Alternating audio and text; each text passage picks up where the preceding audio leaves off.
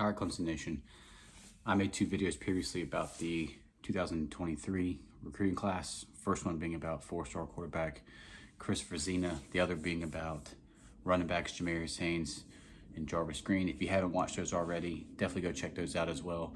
This video is going to be about wide receivers.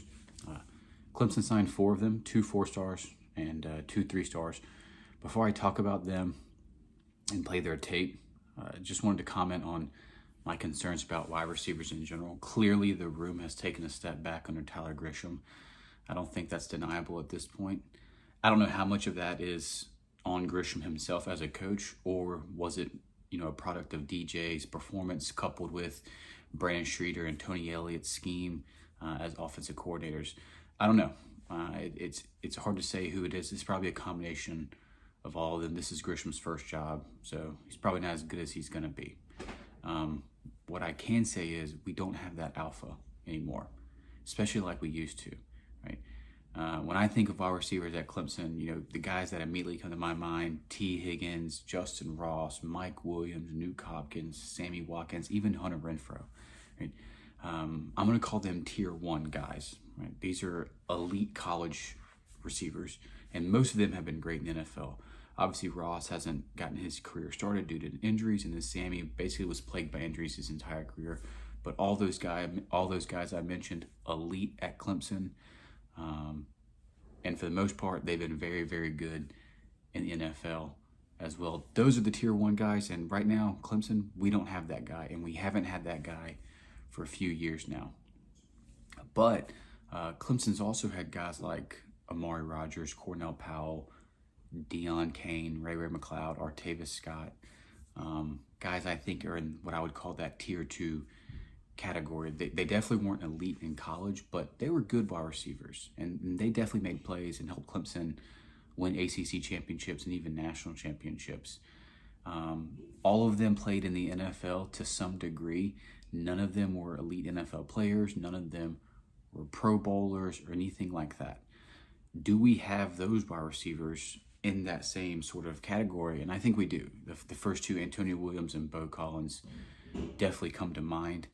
Antonio Williams had a big year last year as a freshman. Bo Collins, probably if he had stayed healthy all year, would have been our leading receiver. I believe both of them, with a competent QB and an offensive coordinator tandem. So Klubnik, Garrett Riley, hopefully one of them can be a 1,000-yard wide receiver. And I do think Antonio and Bo have that potential. I believe both of them are also going to play at the next level. But again, I see more Amari Rodgers, not Sammy Watkins type potential. Also, the coaches really rave about Adam Randall and Cole Turner. They love Adam Randall. Right? They think he's going to be the next big thing at Clemson. I didn't see it last year. He was coming off a torn ACL and a freshman, missed a lot of time in camp. So hopefully the coaches are right about that. I don't know yet. Cole Turner clearly showed flashes at the end of the year. He's our only receiver to get 100 yards in a game, and that came off 3 catches against North Carolina in the ACC championship game. But at the end of the day, even though the coaches rave about them, to me, they're tier 2 guys as well. That coaches can rave all they want. Do I really think Adam Randall is Tee Higgins, Justin Ross, Mike Williams category? I don't think that. And I certainly don't think that about Cole Turner either. But, probably both of them have potential to be in that tier 2. Probably guys that can play in the NFL will find their way on an NFL roster, but probably won't be major impact players at the next level. So something's clearly gone wrong with our receiver recruiting at Clemson. We swung and missed on so many guys all in a row, right? 2019, we signed Joseph Ngata, and he just never developed into that elite player that we all thought he was going to be out of high school. Frank Ladson didn't develop at all, ended up transferring to Miami. Brandon Spector that same year, honestly, he's just a mediocre receiver at best. Definitely don't see any long-term NFL potential there. And then we went to 2020.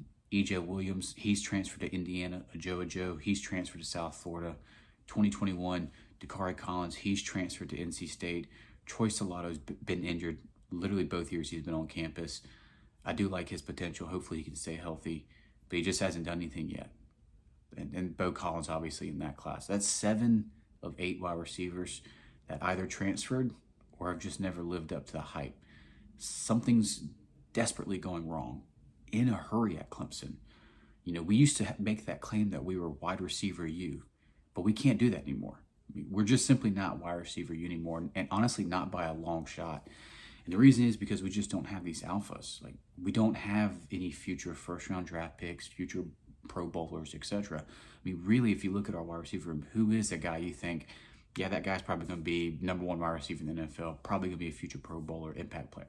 I don't see it, like, at all. So the question I'm going to try to answer in this video is, did we sign an alpha in this class?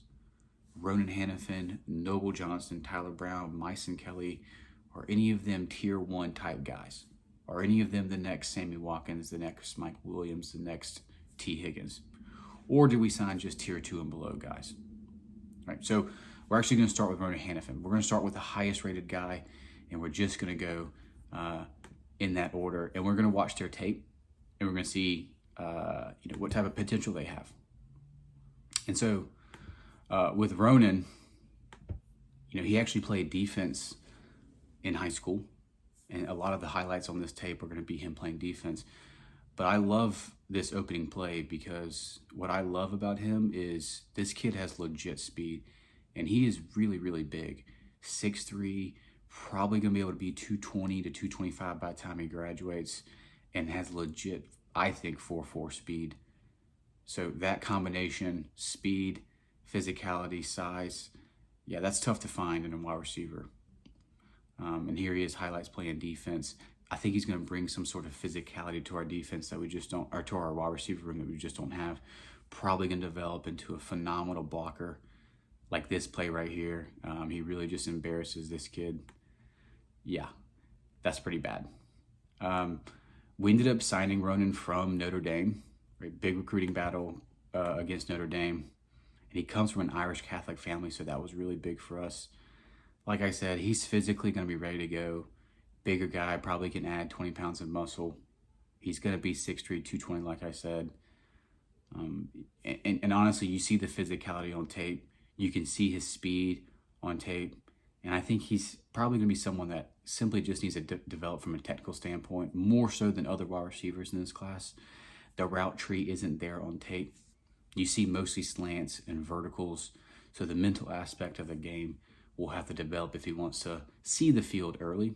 But because he's physically gifted, because he's physically ready to go, I believe he's the guy that we need to look out for next year. If he puts the effort in the film room, if he gets into learning the playbook in the offseason, practices developing his route tree, yeah, he's a guy that can play early. Adam Randall is really the only guy that we have returning that's a big body type wide receiver. So Hanafin can easily be that number 2 guy behind him. And based off his composite rankings, I do believe Hanafin is ranked accurately. More of an athlete. A lot of people were actually recruiting him to play defense. But if I'm looking at his tape, I see tier 2. I don't see tier 1. I don't see the next Tee Higgins, the next Mike Williams, or anything like that. Big-bodied wide receivers that can go up and make plays, even Nuk to that extent. I don't see that, but I do see a guy that could ultimately develop into a future NFL wide receiver. A guy that can hopefully help us win games immediately next year. That's my hope for Ronan Hanafin. All right. Next guy is Noble Johnson. First impression of him is he just looks the part. He's a mid-year enrollee as well, but physically just gifted. I mean, just go look at images of him. Go on Google. The kid is just ready to go already, and I love that physicality that you see on the field, like this play right here. I mean, yeah. I mean, just completely embarrasses this corner. What I see in this also, not only does he show the physicality, but he shows what I believe is what I call good enough speed. He doesn't have elite speed, but it's just good enough. Right? Just good enough right there. Probably not in that low 4.4 range. He's probably more of a 4.5 guy, but with his size and his physicality, that's really all you need. What I also love about him is his ability to go high point the ball. He definitely is a guy that attacks the ball in the air. I love that about him. I love that aspect of wide receivers. That's what I look for on tape. He really goes after and gets the ball. You can look at his change of direction right there, in and out of breaks. For someone his size to be able to have that type of quickness is very impressive. So big body kid can get in and out of breaks very easily, which means he can bend his hips really well. Again, strong set of hands right there, diving catch. Yeah, this is a kid that can almost honestly make an immediate impact for us as well. Just like just like Ronan Hannifin, big body kid. I love this play, making plays in open field, hurling a guy. Again, there's that good enough speed, not elite, but good enough at the next level. Adam Randall's really the only big body receiver we have returning, so the battle for number 2, I think, will be between Noble and Hanafin. Noble, since he's on campus already, probably wins that job, becomes that number 2 guy. Because his physicality is there, I think also, like Hanafin, can definitely be a great blocker. I think a lot of people don't realize just how important wide receiver blocking is. It really makes the difference in a running back taking a play 50-plus yards.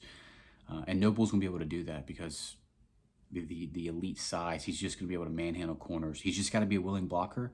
But if he is, he's going to be great. Right?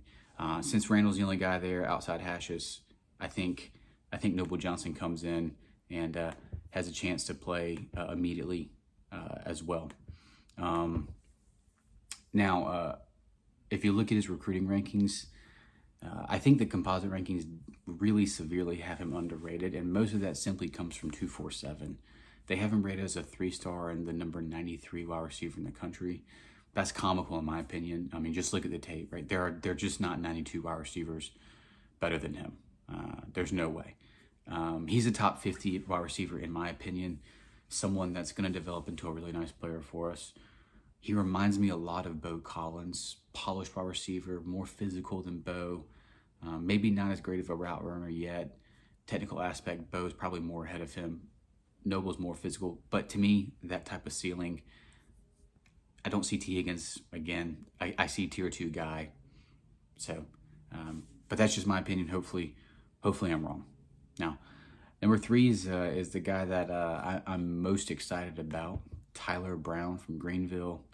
Clemson offered him late. He was originally a Minnesota commit for a really long time. We offered him really late, but yeah, I think this kid has a chance to be a phenomenal wide receiver. Literally, his skill set's perfect for us, making guys miss. Like, which one of our receivers can do this? I mean, seriously, like, Bo Collins isn't making that play. Antonio Williams, sure. Adam Randall's not making that play. To be able to make guys miss like that is just so impressive. Good, strong hands again, making guys miss, plants the foot in the ground, takes off. This guy has legit track speed. But what I love about him is it's not just straight line speed. His quickness to go laterally, change direction immediately. You just don't see that with a lot of track guys, but he has that. And right now in our wide receiver room, we don't have that guy. So look at, I mean, just in and out of his breaks, instantly on that route, great route. A lot about Tyler Brown is he quit playing football and picked it back up his sophomore year during COVID, so he had a lot to learn. I mean, yeah, just look at that catch, right? You can tell why I'm so excited about this kid. Just the tape is just elite. I mean, foot in the ground, instantly explodes. We don't have this guy. We desperately need this guy in our weight room. Sets this route up in our weight room. Sets that route up great.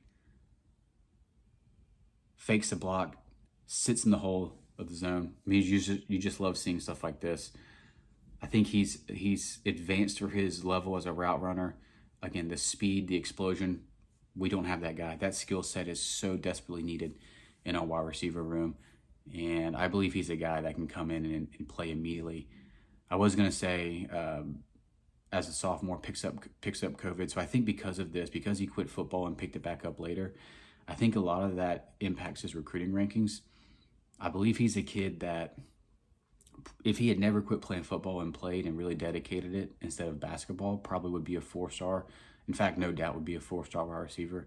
To me, he's criminally underrated. I'm more excited about him than Hanafin and Noble. I think this kid really could become an elite player for us. Probably not that tier 1 guy, given he's undersized, but in my opinion, he reminds me a lot of a Ray McCloud type player. I think that's his ceiling. Ray's doing nice things in the NFL for the Steelers and the 49ers now. And I think Tyler Brown can probably make that impact as well. I love the tape. I really love the fact that he's from South Carolina. We have done extraordinarily well with South Carolina wide receivers. I think Nuk Hopkins, Mike Williams, Hunter Renfrow, Sharon Peak, Martavis Bryant, right? These are all South Carolina wide receivers that have been big-time players for us. And, I really hope Tyler Brown does that. The tape is obviously there. He looks phenomenal on tape. Looks like a guy that should be a 4-star recruit. The guy I'm most excited about, I see that Ray McCloud potential. Undersized, but incredibly fast and very, very shifty. Ultimately talented enough to play in the NFL. Really like Tyler Brown. He's probably in my top 5 most of the recruits that we signed in this class. Probably my top 5 guys I'm most excited about. And if I had to predict, the 3-star guy that's probably going to develop into the best player on our team, I think Tyler Brown is that guy. Of the 3-star recruits that we signed, I think he'll ultimately end up becoming the best of the 3-star recruits that we got. Now, last guy's Misun Kelley. They call him Tink. He's a little bit different than the other 3, simply because the coaches have already said that he's going to train at both wide receiver and corner. They're going to start him at wide receiver, and that's going to be the first clip from his tape. But if I'm being honest, he, to me, is going to be a corner at Clemson. Good play on the ball right there. Went up and got it over the defender in the state championship game. But to me, and you'll see on his highlight, most of his highlight comes from defense. To me, he's going to move the corner. When I watch the tape, I think he's a good athlete, a good player, can make plays. This is one right here. He doesn't have elite speed. He's got good enough speed, but he's also undersized, so that combination doesn't work well. Not like someone like Noble Johnson, who's bigger, more physically gifted. He's undersized and also doesn't have that elite speed. That combination doesn't really work that well. But if I watch the tape at corner, he looks really good at corner. And I think ultimately that's the position he's going to play at Clemson. Right? I don't see wide receiver at the next level. The tape's limited. There's not a lot of wide receiver plays, so we don't have a whole lot to go off of. But of the plays, nothing just jumps out at me. Nothing. I love the fact that he's a diehard Clemson fan. I love signing those guys. He's from Daniel, so obviously the proximity to Clemson. He grew up a Clemson fan. I love that. But ultimately I think cornerback's his future. I hope I'm wrong. I hope he's the next great Clemson wide receiver, but I don't see it. Either way, I think he can develop into a pretty solid corner for us. Now, so that's our wide receivers. Signed 4 guys: Hanafin, Noble, Tyler Brown. In my opinion, all 3 have a chance to see playing time this year. All 3 looks like guys that can develop into future NFL players as well. But going back to the question at hand, did we sign an alpha in this class? Yeah, I think the answer is no. I just don't see Tee Higgins. I don't see Nuk Hopkins. I don't see Sammy Watkins. Instead, I see Cornell Powell. I see Ray McCloud. I see Amari Rogers. I see that type of potential. In my opinion, this has to change. We need more alphas. We need guys that like Tee Higgins like we had in the past.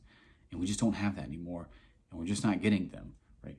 You look at Ohio State, they have several alphas per team each in the last 3 years.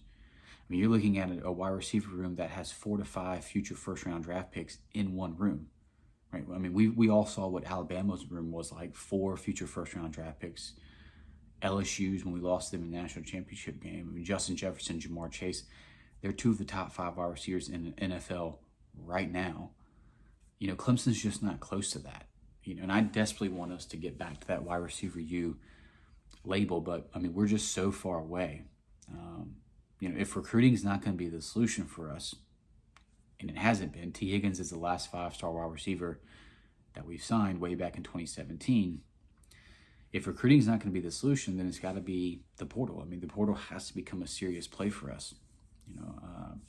I want us to be wide receiver U again. We're so far away from that.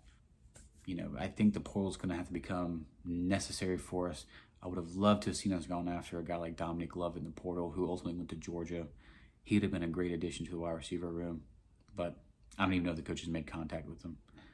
We gotta do something, right? Receivers have just regressed for years in a row now.